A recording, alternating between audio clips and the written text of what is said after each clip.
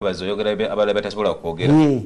Wano bali batta abakazi babatta babasuula ntebe babatta ate babattanga bubi nnyo kubanga oli yamuyitanga n'amugamba ojjukira omwana gwasomanga naye egende ojjukira gundi gwazambanga naye omupiira ti nakomyewo navudde bweru kayikula yakyogera nti battibwa ba boyfriends baabwe which was partly true kakati yeepanka ku wange byamugamba gye baasomera tasomerangayo amugamba nti nze nafumbirwa dda nti amwepangirako emmotoka gyavuga gyamugamba buno bukokoliro okwo bugundi avuga nnene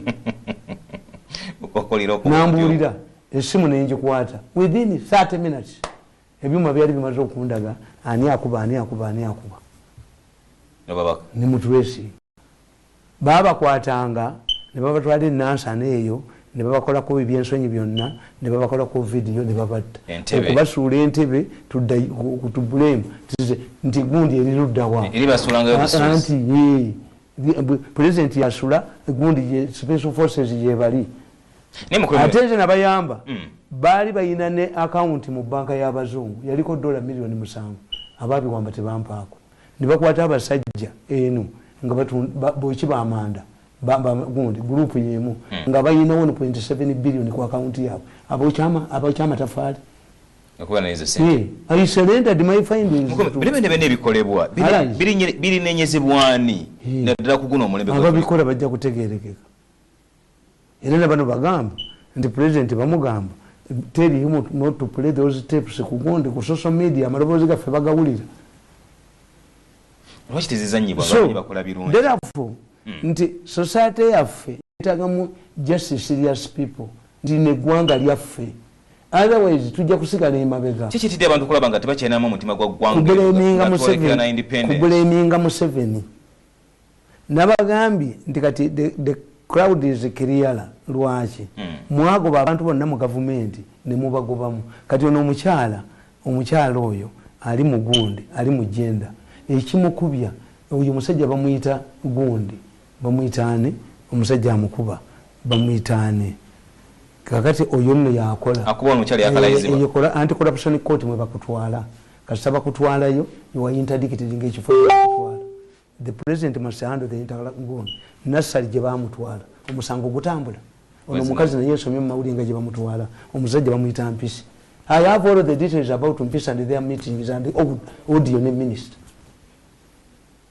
That woman is being harassed for nothing omugenda eriyo mugenda bayinamu element ya foreign money engwirezo bayina ekizimbe kyebaagala oggula I didn't know igundi department ya equality bagita batya equal opportunities nti ina sente yes yensonga lwaki bino byonna bigenda omukazi bamuhayala singira era the moment you see that woman in the corruption court will be interdicted naye omusango tegujja kutambula Bapisi bateke the man is called Mpisi agenza babuli wonna bamujja wano n'ababbira ne bamutwala wano time mugundi Kajala yayina omusajja nga bamuyita Mugisa nga yabba buli wamu. Do you know nti nabawonyeza ekisaawe kye Nambole? They had earmarked 3 billion for facelifting Nambole bagitundi. Nambole is sitting on a 2 mile square land. Ekisaawe mu kisambiro mu yes abachina batulimba government yagulawo square miles 2. Wona kye bali bagala kukitwala.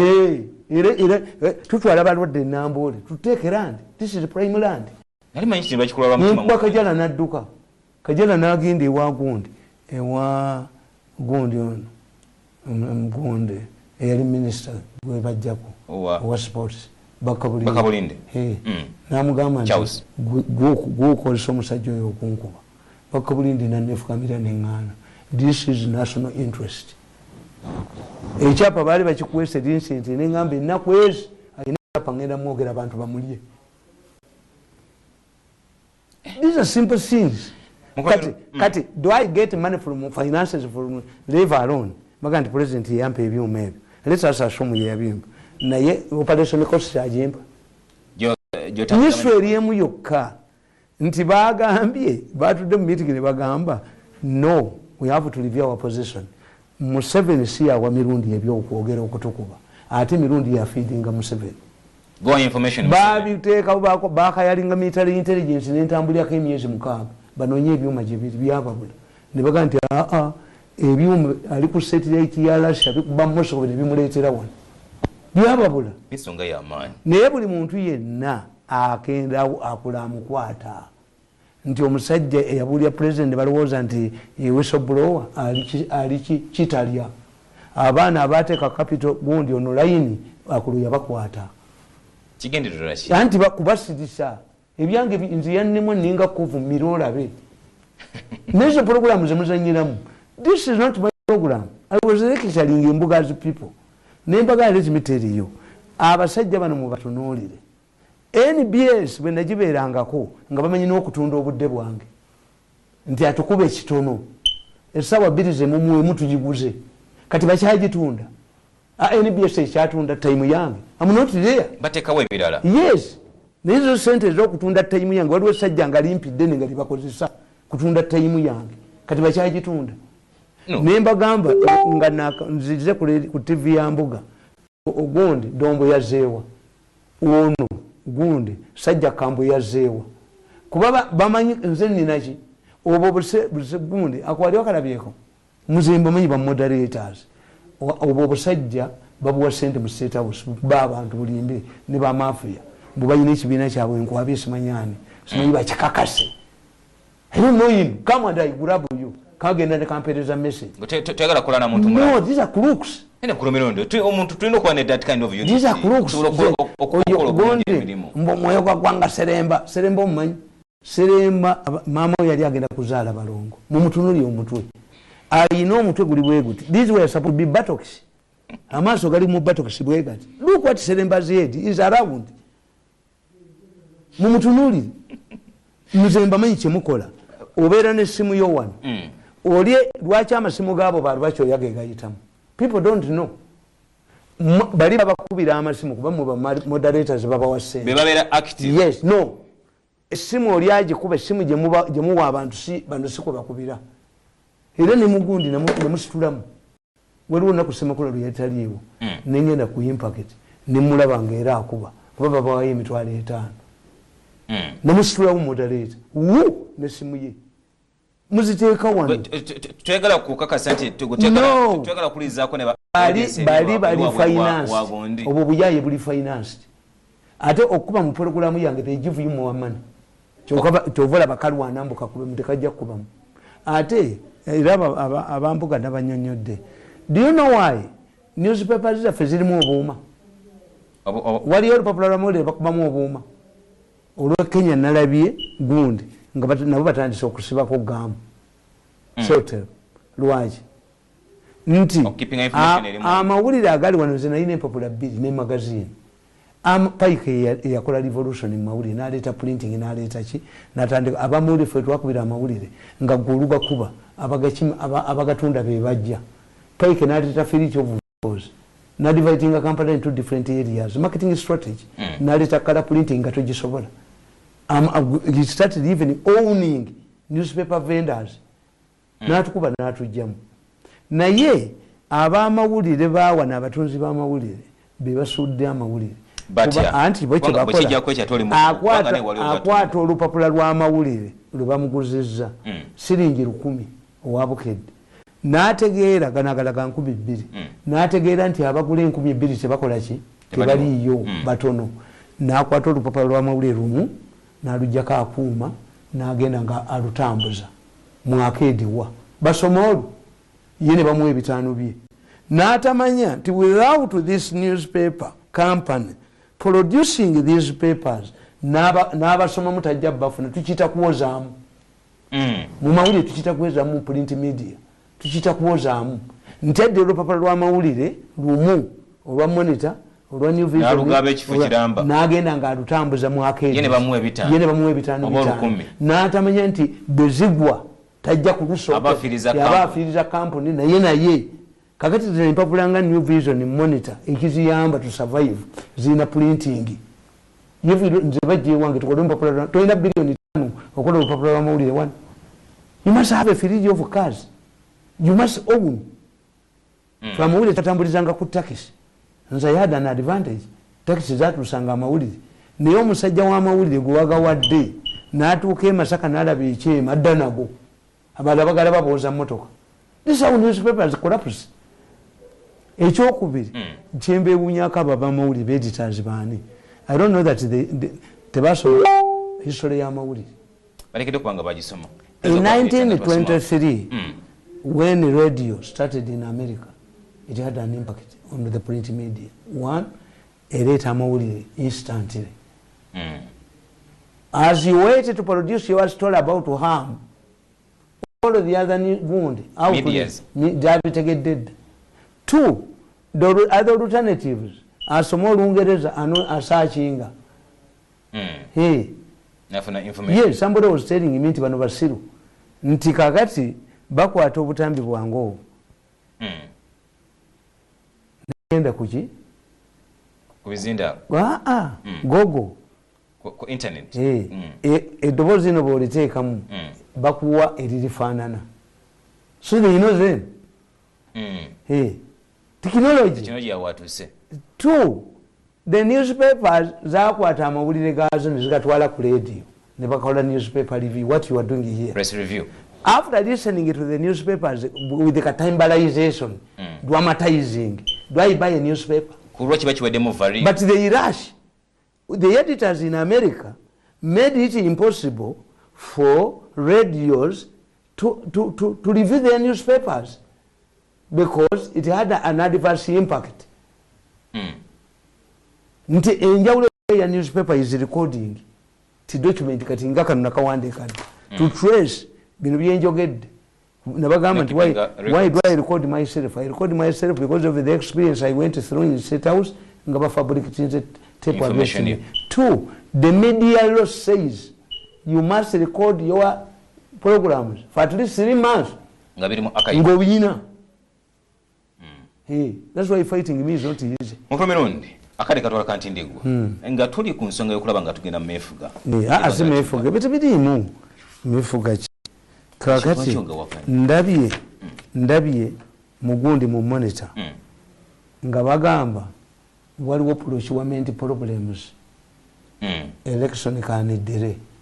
You listen nga n'ensimbi zafulumye. Listen billion 5 kana katabana kawandika vision yabitandise procurement ere kubereketo commission kubambo na yakube okubaki bakuwa wano kubo obwaina lemu bwali ku street. Do you have the credibility?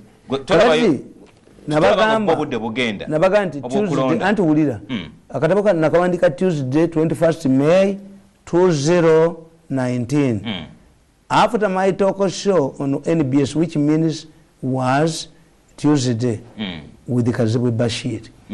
Completed at exactly 2 p.m. at my home in Kabalagala.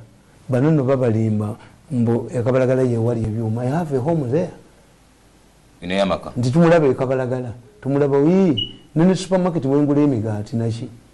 Awo tuwekengerawo. Ati nkubulidde. Wogula emigati awo. Bamanyi. Musajja omuganda taba na makagamu. Hapana. Waliwo gali eri n'eri.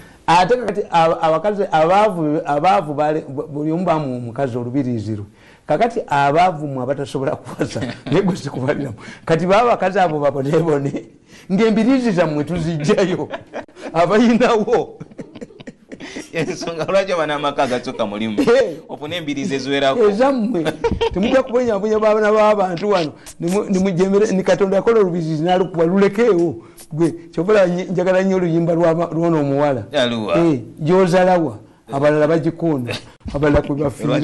Yes, it is a warning. It's a warning. Buli pologulamu yange lubeerako kakati nkugamba nti during the 2006 presidential elections, some elements in the opposition political party FDC wanted to rig elections through their agents, the Electoral Commission. They hatched a plan all the way in South Africa. However, a quarrel arose from who would print the ballot papers.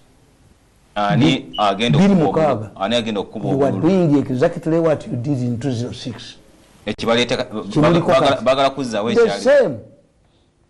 What you are publishing in the newspapers is a replica of what happened in 2006. There were two contending groups in the fight for the deal to print ballot papers. One led by the Minister for Finance, and another one was led by a vocal woman Matembe, and somebody who was a judge. They had 2 companies. These were not South African companies. Matembe and another person who is a judge now, they had their printing.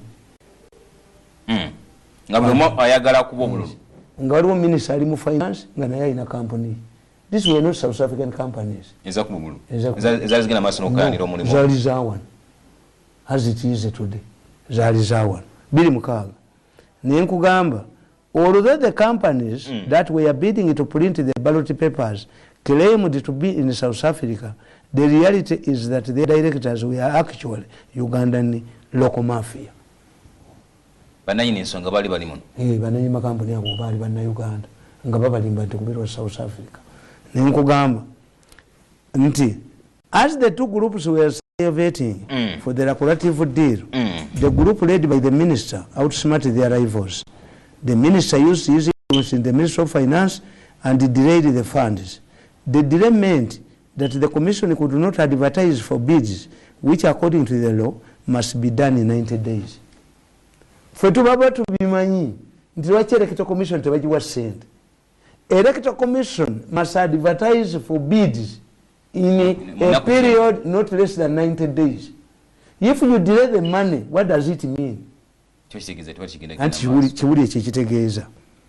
Under such circumstances, the company, if you don't do it, which according to the law must be done in 90 days. Under such circumstances, the company that previously won the tender is considered.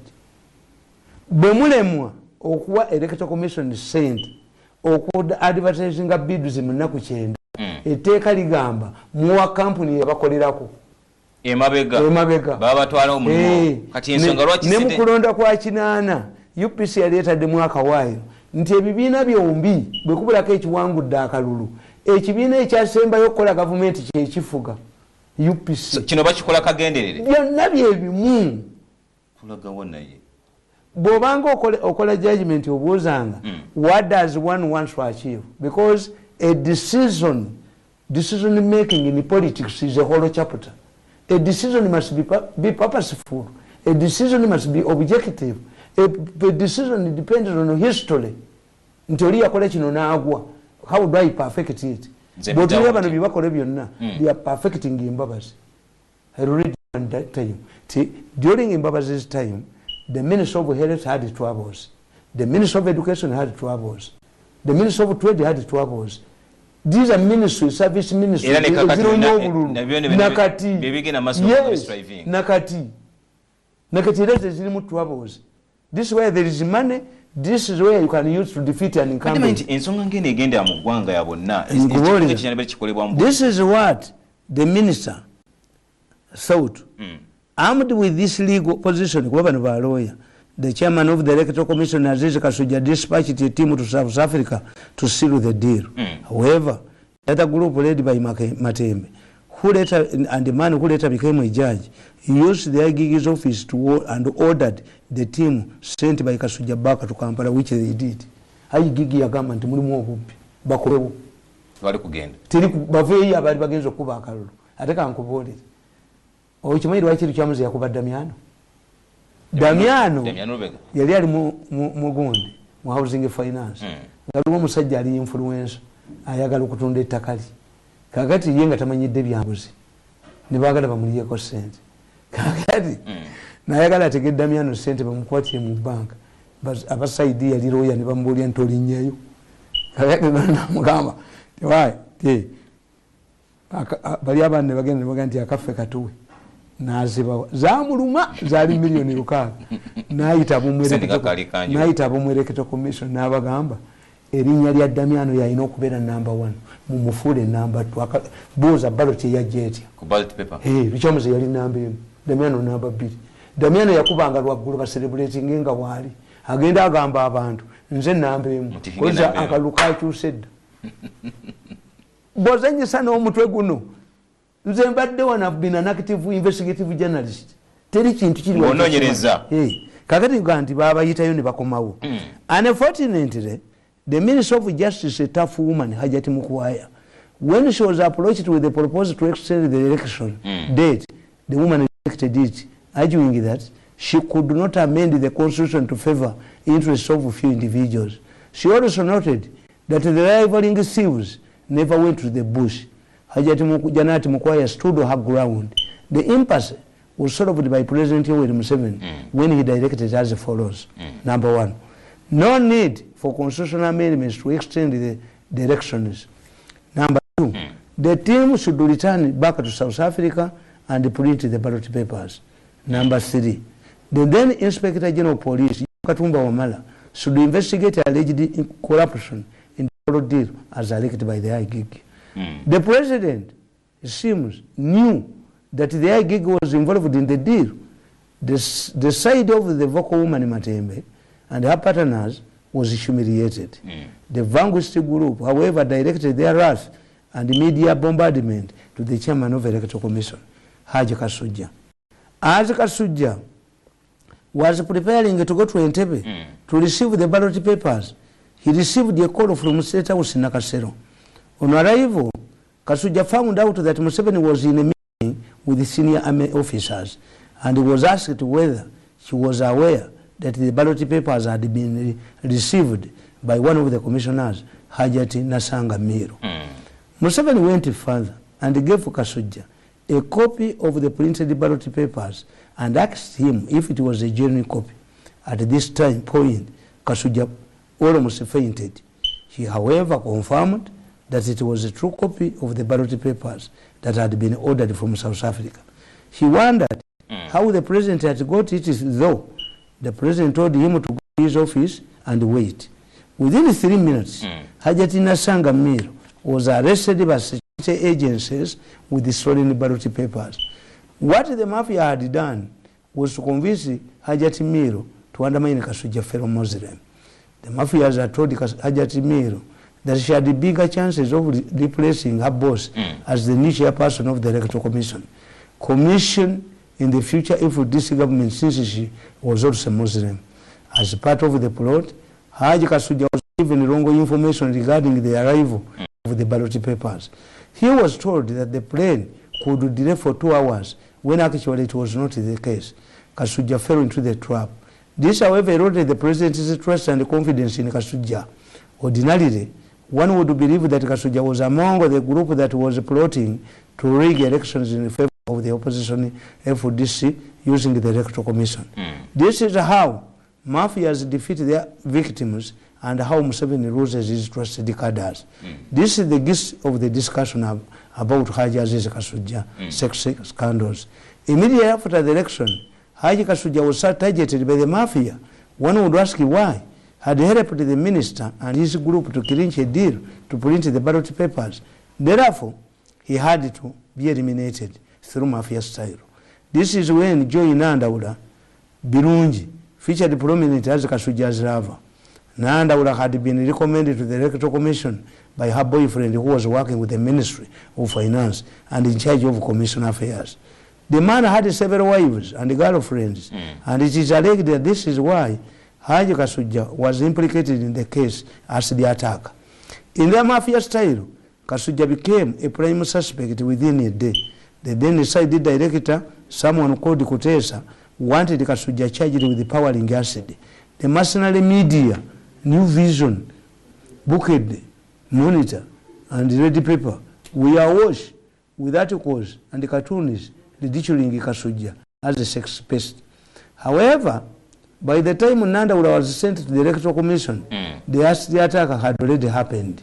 This also shows that Kasujja had not met Nandaula, and therefore there was no conflict over a woman Kasujja had not seen.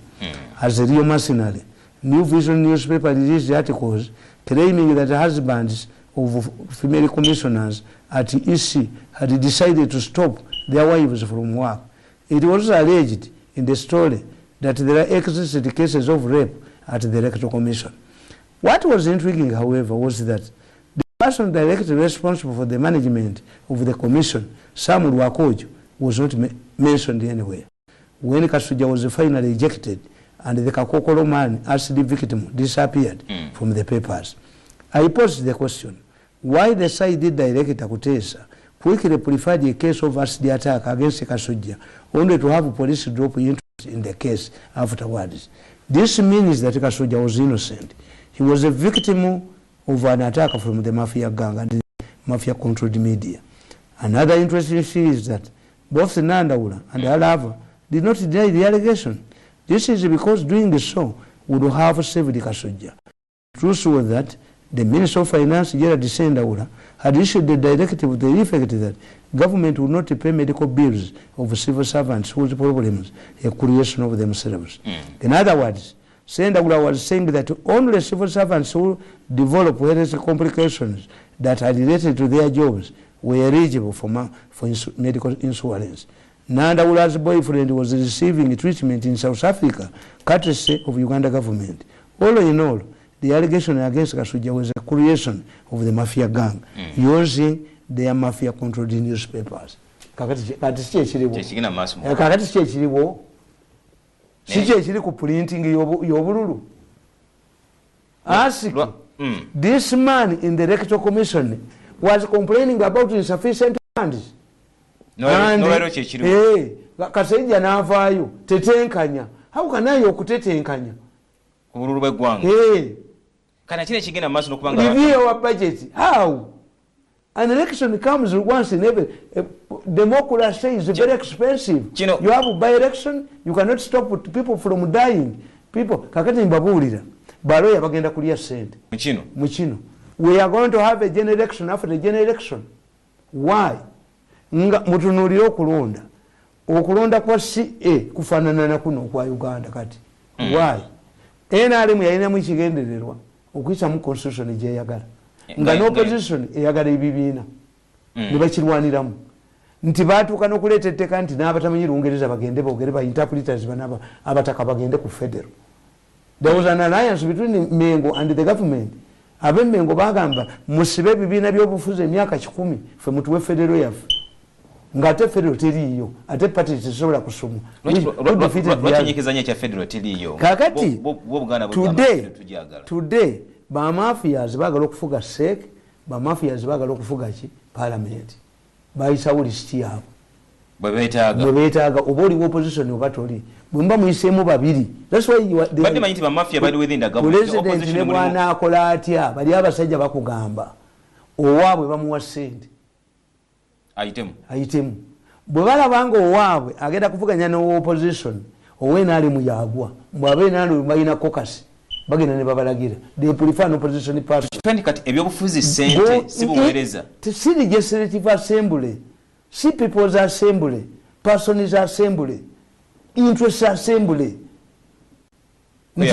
Nti gwolowooza noleeta gaddi noleeta gundi noleeta ono siyasa azanya obuzanyi meya gundi bakamiliyoni kakati nekigambye abaana bange ekiro nti gwe oyo alya sente ono omuto ayagala okulya sente bamugule n'akola pate suduluku ati kusaasira did kusaasira feature prominent mu covid did she feature prominent distribution of relief no gundi buchaman has this man Mayinja featured in Gomba as previously tebajjeyo muganda wa gundi lwaki ye short term strategies n'alya natala bakiddako yes yali omugoye n'alemu obusika yali ejji n'asubwa enkoko kibaleka wanga baagala nnyo sente short term. Me I don't play with the short term.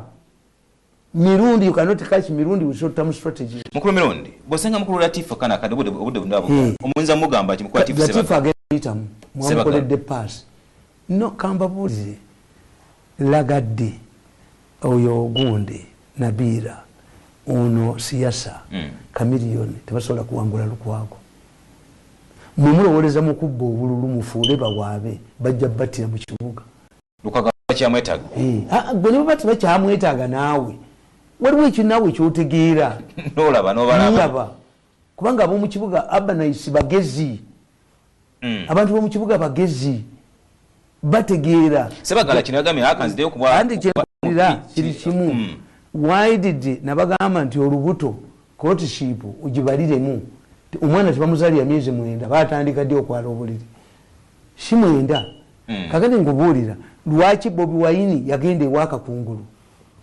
kakungulu university kakungulu omulangira yes lwaki Sebagala yajja mu people power omugenzi yabaga nti bwoba oyagala okutta ebinyonyi ogenda ku muti kwe bibeera babweni yateeka statement ya Sebagala eyatatidde gwe bakozesa okutta buli kintu kakati bano ne badda mu kuzanyira mu election kikutegeeza nti katolubwamu ono gundi abo balagadde ono Segirinya balina abafinansinga wikiringizi tebazze kuba nti bali kudda luvuganya nedda iwabo baliyo bo batyanya abagezi era president bamugamba manya bagamba president Museveni yagenda n'akola ensobi naawe akasajja ke printing press kekolera sente zaako temukajooga tebakuwa sente mafia tesobola kuwa sente era nange okuleeta biliyoni eze 10 baali bagamba 1 nti mpenga president ebifu tekuba byuma etajja bingi yakabiwa omulala 2 bwekanaaba ne sente kagenda kukolera TV yaako kagenda concentrating katuveeko lino eggwanga lyange sinza kudya makanika ateeke egundi ebyuma ebifu mmotoka gye ngenda okulinnya tikisoka ate okuyambako munno kakati ono gundi Sebagala kasoleta oyo gundi kasoleta Segirinya finished abawedde tebasobola mu Kampala sibawo sente zange njaziwa Segirinya emitwalo aga bwawangula gundi bwawangula Sebagala muleke kuzanyira mu bantu kubanga gundi kakungulwa ekitundu ky'abasiraamu kakungulwa ajja kuyita balidazi b'abasiraamu omusiraamu yakyayinawo obedience ndebe ekifaananyi kya Ssemwogerere ng'ali ne bannaddiini nti banoonya opoziti bajja kumufuna Besigye yalemwa nga gundi omukazi we Winnie Byanyima mukatuliki nnyo yakugaa nti ne Sapule yabawanguzi tewali Ssemwogerere wano president papa yasindika Kardinali Nsubuga agende banyigirize Museveni egindi teyaddukayo the cardinal sought to propose clearance to chair the peace talks in Nairobi. He came back after 3 days. Tewali munnaddiini tewali ki asobola tewali yo lwansonga. It's not Bobi Wine you are talking it to. It's not Besigye you are talking it to. It's not Mugisa Muntu you are talking to. Forces ezibalimu ne president kyaliko nti gwoyogera n'omuntu omujjemu gwoyogera naye ye yeesimbyewo nabaga nti omusawo omuganda omugulako oti ekibanja bwakola nti endagaano bagikoze ne muwanga era omusawo omuganda bwe weyagala omutegeera nti alimba muge nti yajja ngambye nti eddagala ompe lyabwereere muwanga tabikola ebyo kubanga ye omusawo omuganda nti yali possessed kakati ebyo byonna alliance zawano the president cannot convince anybody to withdraw kubanga bali bakusasula ne bali ba mafia basobola okujjamu omuntu nti bo bakugamba bakusasula emyaka emeka era mu katabo kange muno nagamba nti president ajja kujjamu omuntu takyasobola why yabaligambanga mirimo how many people abatafunye emirimu nga bavuddemu how many people abatazeemu kumulaba after meeting zemu n'abasuubiza nti gwevaamu ayina obwala disibuli mumeka agabaki mukulu Mirundi mubaleke beekube twalabye Uganda egenda kukola oluguudo mu namagwanga erya Congo kyabadde kyetagisa kana akadde yes mulimu ebintu nze babubbi obaki naye kakati omanye ekyajjisaako president wa Gambia Senegal erina oluguudo oluyita mu ggwanga li yalusiba Senegal bayita mu desert nibaga katukujjeko interland states temuzizanyisanga Rwanda ng'ebadde y'amaanyi eyinza okutukuba wano kufuna access ngekozesa bwe batabana maanyi gundi beera gundi line wagiwulirako nti amagye ga Zimbabwe gajjanga Mozambique ne galukuuma oluguudo olwo yes Uganda esobola n'okusindika amagye egindi omanyi Congo terina nnyama what if you are selling your beef there nga oluguudo lwetaagisa nze mbagamba nti president kyenyambako when you go to West Africa gamawanga gani ago gundi ebintu byonna biva Brazil president yakwata ko president wa gundi wa Congo Brazzaville namuwende namusindikira n'abanamusimbira omuddu ng'ennyama tiri yeti bali yankima omuddu wayo gutende So this gundi to help others. Nti president yagamba abalundi bali batubanja. Batuwa emifaliso wano ne batuwaaki. Ne bagala okugula ebitabo. Mwosika. President yabagamba nange. Burundi mujiwe sente zaayo. Mujiwe. These are small countries. President tagenda nga ko Rwanda na donating ira somero sente kuzimba yo sente. Bali zimba. Yes. Abagundi tebajja wano. Abagundi abakongo abava mu East Africa bayite babagobe makerere nti ba foreigners teyita be makerere abaganda nti not my children, these are East African children. Kakati nze olowooza family yange ino okutegeera nti nina okwambala essuuti ey'ebbeeyi nze agabbeeyala waayo. Program he must know omukulembeze w'enkya n'omukulabo Tamale Mirundi. He shouldn't complain nti ogula amasuuti every day n'engatta ennungi. Plagabeyala w'amakage ku Mirundi nate bwe munaaba temukola embiriizi zammwe nga basajja balina sente bazitwala.